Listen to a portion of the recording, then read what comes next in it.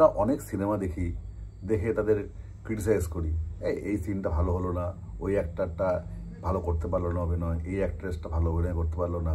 কিন্তু আমার এই ৪৫ বছর জীবনের আমার প্রথম অভিজ্ঞতা একটি নাটক থেকে আমি যেটা অর্জন করলাম সেটা হলো আমি বুঝতে পারলাম একটা পারফেক্ট সিন এর পিছনে যে কতটা ট্রেনিং, কতটা রিহার্সাল, কতটা সময়, কতটা অধ্যবসায় প্রয়োজন সেটা বোধহয় এই নাটকটা না করলে আমি বুঝতে পারতাম না।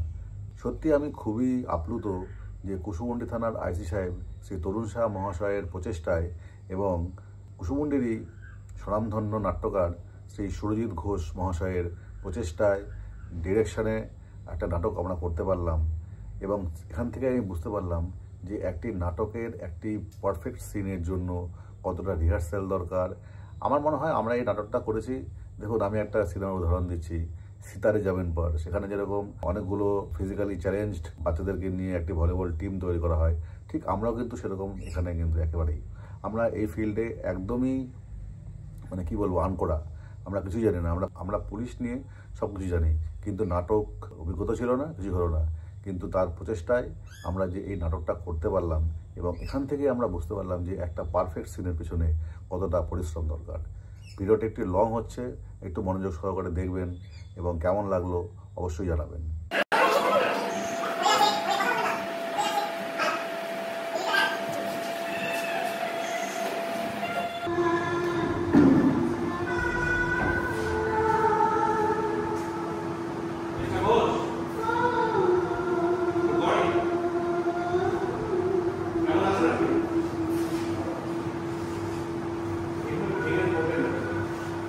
যদি এইভাবে ভেঙে পড়েন তাহলে এই স্পিকটা বুঝতে পারছেন আমরা আছি তো।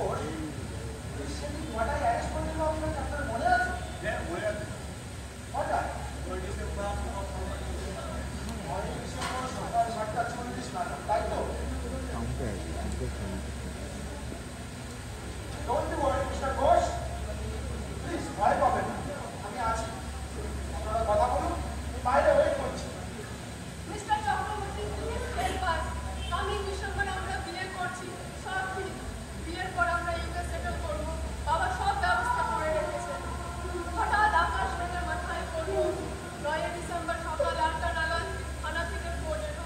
আমরা সবাই তখন ব্রেকফাস্ট আমি আছি তো, দেখি কি করা যায়। ডোন্ট নার্ভাস, কি কথা বলুন, বাইরে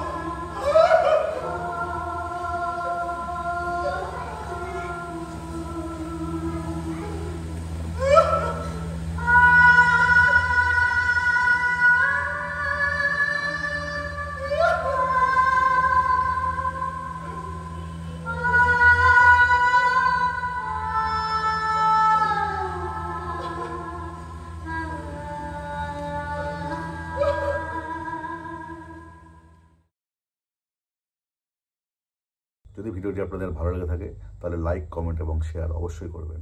প্রতিটি ভিডিওতেই আমার মেসেজ থাকে, আর এই ভিডিওতে আমার মেসেজ হলো ফলের আশা করবেন না, পরিশ্রম করে যান, সফলতা একদিন অবশ্যই আসবে। নমস্কার।